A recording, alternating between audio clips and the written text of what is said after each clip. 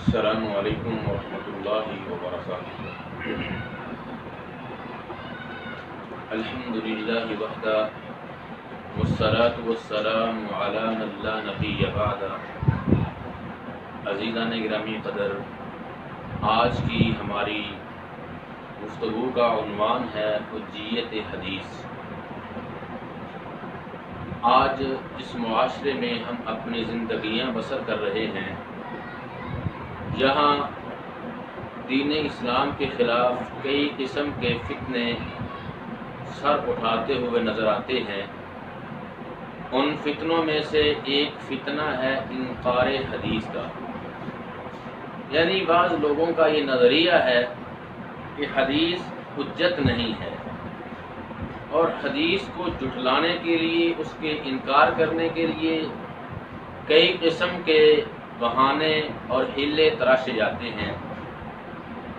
یاد رکھیے، جب بھی رسول اللہ صلی اللہ علیہ وآلہ وسلم کی کوئی حدیث صحیح سند سے ثابت ہو جائے تو وہ حجت ہوتی ہے۔ بعض لوگ جو اپنے تئیں خود کو ڈاکٹر، انجینئر، فقیہ سمجھتے ہیں، وہ یہ بات باور کروانے کی کوشش کرتے ہیں کہ ہمیں تمام مسائل کو احادیث سے، قرآن سے لینا چاہیے۔ اور ایک طبقہ اور ہے جو یہ کہتا ہے کہ ہمیں احادیث کے مقابلے میں فقہاء کے اقوال کو بھی سامنے رکھ کے بھی فیصلہ دینا چاہیے۔ دونوں گروہ ہی گمراہی کا شکار ہو گئے۔ اللہ احکم الحاکمین نے ارشاد فرمایا، یا ایھا الذین آمنوا اطیعوا اللہ واطیعوا الرسول ولا تبطلوا اعمالکم۔ اے ایمان والو، اللہ اور اس کے رسول کی اطاعت کرو اور اپنے اعمال کو تباہ نہ کرو۔ دوسرے مقام پہ رب کبریا ارشاد فرماتے ہیں، فَإِن تَنَازَعْتُمْ فِي شَيْءٍ فَرُدُّوهُ إِلَى اللَّهِ وَالرَّسُولِ إِن كُنتُمْ تُؤْمِنُونَ بِاللَّهِ وَالْيَوْمِ الْآخِرِ ذَلِكَ خَيْرٌ وَأَحْسَنُ تَأْوِيلًا۔ جب تمہارے درمیان کوئی تنازع کھڑا ہو جائے تو تم اللہ اور اس کے رسول کے فرمودات کی روشنی میں اپنے اس تنازع کو حل کر لو۔ اس طرح کی بیسیوں آیات ہیں جو اللہ اور اس کے رسول کی اطاعت کی طرف رہنمائی کرتی ہیں۔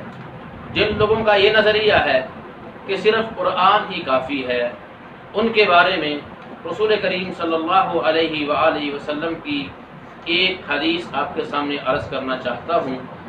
امام ابو داود نے اس حدیث کو سنن ابی داود کے اندر، اور امام احمد بن حنبل علیہ رحمہ نے اس روایت کو مسند احمد کے اندر روایت فرمایا ہے۔ سیدنا مقدام بن معدی کرب رضی اللہ تعالیٰ عنہ بیان فرماتے ہیں، رسول اللہ صلی اللہ علیہ وآلہ وسلم نے ارشاد فرمایا، اوتیت الکتاب وما یعدلہ یعنی مثلہ، کہ مجھے اللہ تعالیٰ نے کتاب عطا فرمائی اور اس کی مثل ایک اور چیز عطا فرمائی ہے۔ اور ساتھ بیان فرمایا، ایک وقت آئے گا، ایک شخص تکیہ لگائے بیٹھا ہوا ہوگا اور وہ یہ نعرہ لگا دے گا، بیننا وبینکم ھذا الکتاب فما کان فیہ من حلال احللناہ وما کان فیہ من حرام حرمناہ، کہ ہمارے درمیان صرف کتاب اللہ کافی ہے۔ جس چیز کو کتاب اللہ نے حلال کہا ہم اسے حلال کہیں گے، جس کو کتاب اللہ نے حرام کہا ہم اسے حرام کہیں گے۔ اور اس کے بعد یہ بات کرنے کے بعد وہ یہ بات اور نظریہ لوگوں کے سامنے پیش کرتا ہے کہ ہمیں صرف کتاب اللہ کو لینا چاہیے، اس کے علاوہ دین کی کوئی حیثیت اور حقیقت نہیں ہے۔ تو عزیزان گرامی قدر، اگر صرف اس بات پہ غور کیا جائے، کیا دین اسلام کو سمجھنے کے لیے صرف قرآن کافی ہے، تو یہ بات سمجھ میں نہیں آتی، کیونکہ حدیث کہتے کس کو ہیں؟ رسول اللہ صلی اللہ علیہ وسلم کی جو فرمودات ہیں، جو آپ کے اعمال ہیں، جو آپ کے سنن ہیں، ان کو اصطلاحات کی روشنی میں حدیث کہا جاتا ہے۔ قرآن کو بھی اتنی دیر تک نہیں مانا جا سکتا جب تک ہم حدیث کو نہیں مانیں گے۔ تو عزیزان گرامی قدر، قرآن عزیز نے کئی مقامات پہ ایک مجمل حکم بیان فرمایا ہے، اس کی وضاحت رسول اللہ صلی اللہ علیہ وسلم کی حدیث سے ہوتی ہے۔ مثال کے طور پہ اللہ کم الحاکمین نے قرآن میں ارشاد فرمایا وحلت وما، اللہ کم الحاکمین نے قرآن عزیز کے اندر اس بات کو بیان فرمایا ہے کہ میں نے تمہارے اوپر خون کو حرام کیا، شراب کو حرام کیا، اور جو چیزیں تم غیر اللہ کے نام ذبح کرتے ہو ان کو حرام کیا ہے۔ اور اس کے علاوہ ایک قانون بیان کیا کہ کچلیوں سے شکار کرنے والا جانور اللہ کم الحاکمین نے حرام کیا ہے، اور اس کے بعد فرمایا پنجے سے شکار کرنے والا پرندہ اللہ نے حرام کیا ہے۔ اب اگر ان چیزوں کی ہمیں وضاحت درکار ہو تو ہمیں احادیث کی طرف رہنمائی حاصل کرنی پڑے گی۔ جب تک ہم احادیث کا مطالعہ نہیں کریں گے ہمیں کوئی بھی چیز وضاحت سے نظر نہیں آ سکتی۔ دوسری بات، قرآن عزیز نے چوتھے پارے کے آخر میں چند خواتین کا تذکرہ فرمایا کہ کوئی مرد کن کن خواتین کے ساتھ نکاح نہیں کر سکتا۔ ان میں سے ایک جملہ اللہ کا فرمان ہے ان تجمع بین الاختین، کہ دو بہنوں کو ایک مرد اپنے نکاح میں نہیں رکھ سکتا، لیکن خالہ اور پھوپھی ایک مرد کے نکاح میں نہیں رہ سکتی۔ خالہ اور بانجی اور پھوپھی اور بھتیجی یہ دونوں رشتے بھی ایک نکاح میں نہیں رہ سکتے۔ قرآن نے صرف بہنوں کا تذکرہ کیا ہے، خالہ اور بانجی کا تذکرہ نہیں کیا، پھوپھی اور بھتیجی کا تذکرہ نہیں کیا۔ اس کا ہمیں تذکرہ ملے گا رسول اللہ صلی اللہ علیہ وآلہ وسلم کے فرمودات سے ملے گا۔ اسی طرح قرآن مجید نے، قرآن عزیز نے نماز ادا کرنے کا حکم دیا ہے۔ وَأَقِيمُوا الصَّلَاةَ أَقِيمُوا الصَّلَاةَ، لیکن نماز کے لیے آذان، نماز کے اوقات، نماز کی رکعات، نماز کا طریقہ، یہ ساری کی ساری چیزیں ہمیں مطلوب ہیں۔ پورے قرآن کو پڑھ کے دیکھ لیجئے، کوئی چیز بھی وضاحت کے ساتھ قرآن میں نہیں ہے۔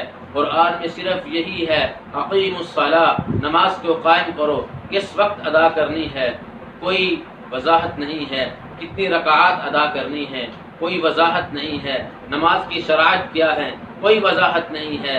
جب ہمیں نماز کے مکمل طریقے کی رہنمائی چاہیے ہوگی تو ہمیں احادیث نبویہ کو اٹھانا ہوگا۔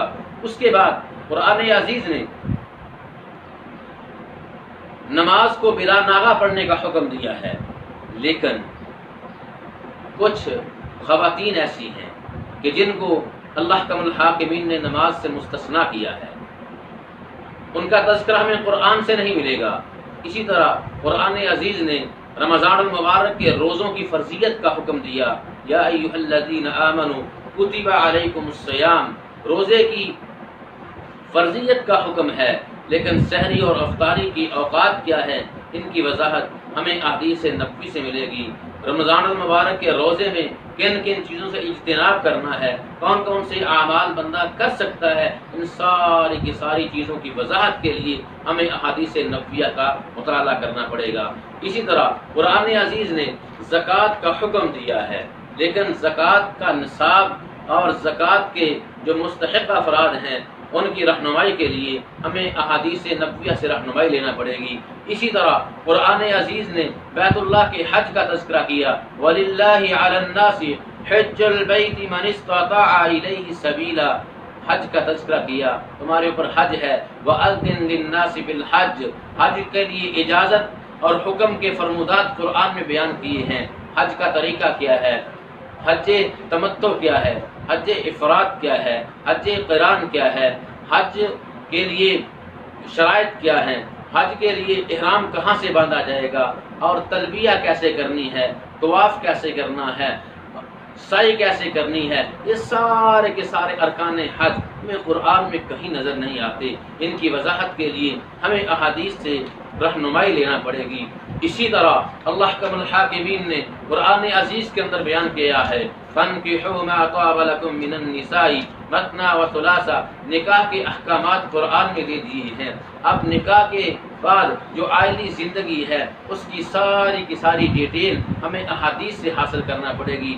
الغرض رسول اللہ صلی اللہ علیہ وآلہ وسلم کا وہ فرمان ترکت فیکم امرین لن تضلوا ما تمسکتم بہما کتاب اللہ وسنت رسولی، کہ اتنی دیر تک تم گمراہ نہیں ہو سکتے جب تک تم کتاب اللہ اور سنت رسول کے ساتھ تمسک کیے رکھو گے۔ تو عزیزان گرامی قدر، بہت بڑا فتنہ آج کے معاشرے میں پھیلا ہوا ہے، ہمیں صرف قرآن کافی ہے۔ یاد رکھیے قرآن اللہ کی پاکیزہ کتاب ہے، قرآن اللہ کا پاکیزہ کلام ہے، اس کی جو وضاحت ہے وہ احادیث نبویہ کے اندر موجود ہے۔ جس طرح اللہ اور اس کا رسول دو ہیں، اللہ الہ ہے، رسول مصطفیٰ ہے، اسی طرح کتاب اللہ رہنما کتاب ہے، حدیث نبوی اس کی تفسیر کتاب ہے۔ قرآن نے مزید بیان فرمایا اِنَّا عَلَيْنَا جَمْعَهُ وَقُرْآنَا فَإِذَا قَرَأْنَاهُ فَاتَّبِعْ قُرْآنَا ثُمَّ إِنَّا عَلَيْنَا بَيَانًا، کہ ہم نے قرآن کی تفسیر بھی تمہیں سکھا دی ہے۔ عزیزان گرامی قدر، اس بات کو سمجھ لینا چاہیے کہ رسول کریم صلی اللہ علیہ وآلہ وسلم نے احادیث کی وضاحت بیان فرمائی، احادیث لکھنے کا حکم دیا، احادیث پڑھنے کا حکم دیا۔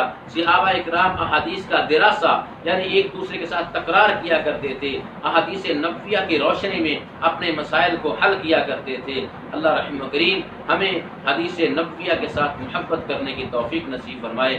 سبحان ربک رب العزۃ عما یصفون وسلام علی المرسلین والحمد للہ رب العالمین۔